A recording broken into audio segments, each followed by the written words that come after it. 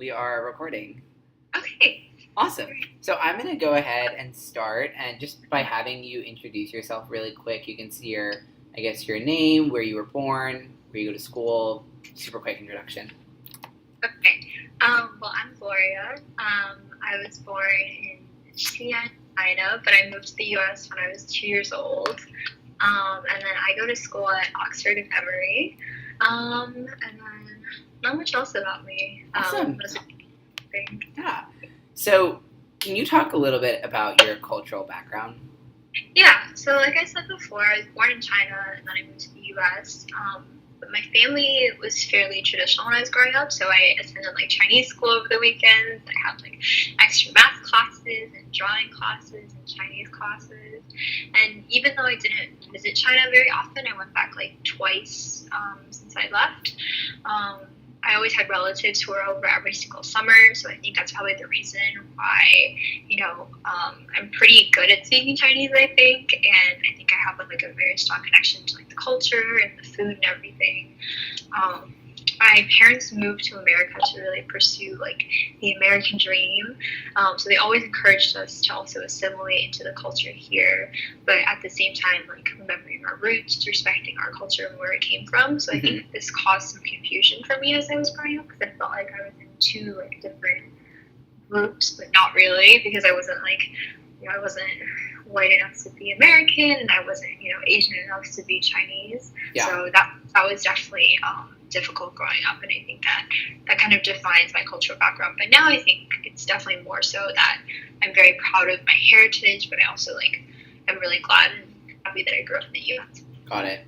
And can you talk a little bit about what your favorite foods were when you were growing up? It can be any kind of food. Yeah. So I don't think that I'm that picky. I really like both like Chinese cuisine and like American cuisine. But if I had to pick, I think I would still prefer Chinese food overall, like Beijing 烤鸭, 麻婆豆腐, 肉夹馍, and dao xiao mian. These are all like different things.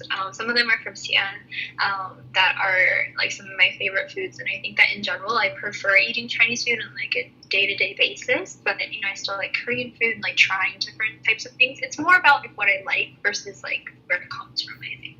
Okay. And then in terms of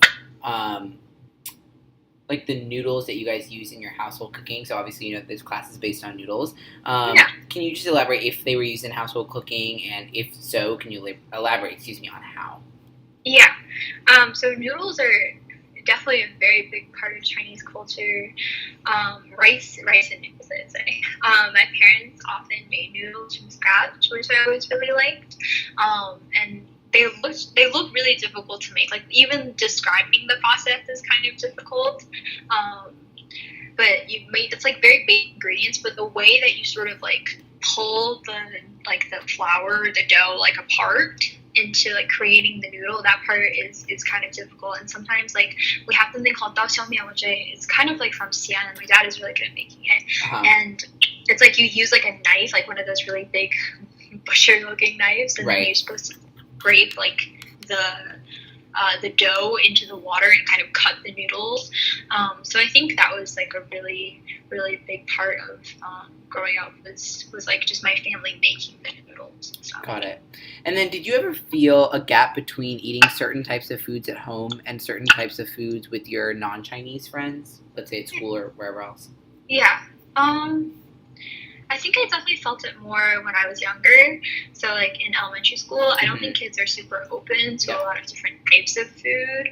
And Asian food would fall into the category of, it's, like, really different, kind of weird, smelly, that sort of thing. So I think at that age, like, even among friends, it's hard to find food that's, like, socially acceptable other than, like, peanut butter and jelly sandwiches, which, like, I personally don't really like. But looking back on it, like, I'm a little bit sad as to, like, because when I was little, like, I kind of felt like I had to hide that part of my culture just because I didn't want to seem so different. But I think that, nowadays people are much more accepting and much more open to trying new types of food and things like that. And I think it's really great, and it's a global way to connect with people because food is something that everyone can enjoy. Right. Yeah. Awesome. And then, sorry, I'm just going to pull up my questions again. Could you talk a little bit about your relationship with noodles evolving from the time you were young to now? I know you said stuff has changed kind of in the way you felt and you were treated between Yeah. the time you were young and now, but if you could elaborate on your relationship with noodles since then, that'd be awesome. Yeah. So I think when I was younger, it was just like a food that I really enjoyed eating. You'd often have noodles on your birthday because they say like, oh, if you have like like the longer the noodle, like the longer you'll live. Uh-huh. Very silly, but it's cute. But now I've come to realize that it has more significance beyond that because it was really like the amount of love and the amount of care and time that my parents took into like handcrafting the noodles, and I think that was just like a silent way for them to say like like that how much we love each other in the family, just because like they took like the time, like they both worked full time. Even so it was just like it was just like a very small gesture, and I think it was definitely very powerful. Awesome. And then can you talk about a little bit about how going to college changed your views of certain types of food, especially Chinese food? Yeah. I think it made me miss Chinese food so much. Like, I don't mind school food. Not like it's not too bad in my opinion. I just think that because the cuisine is so different and, there's nothing that's really very Asian, and I just prefer that style of food in general. I think that was what made me really miss it, but I also think that Chinese food has a really strong family element to it, like as any really food in any culture, especially in my family. So I think that part of missing the food was also like me missing home and missing my family and stuff. So since going to college, I think I've appreciated, my cultural food like more and more for not only like how it tastes, but also like the significance behind it, what it means to me. Yeah. Do you see any relationship between Chinese and Italian food, specifically with noodles? Yeah. So, actually, I think it's like the same thing that I mentioned before. Like, there's a really strong family element. Noodles being that it is like a very big part of both cuisines, and I think they're also similar in the sense that a lot of them are handmade, and that's sort of what's special about them. So, like Italian restaurants.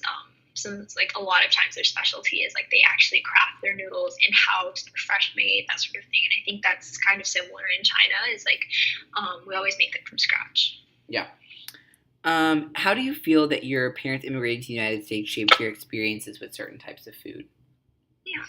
I think that growing up in America has definitely broadened my views on food and, everything in general. It's like a melting pot or salad, however you want to look at it, of cultures coming together, which means there's so many opportunities to experience different types of cuisine and cultures because, you have people from all over the world coming here. And I think that had my family stayed in China, there'd be less opportunity for that. Right. My life would have been really, really different. And I think that my experiences with food especially would have been really different.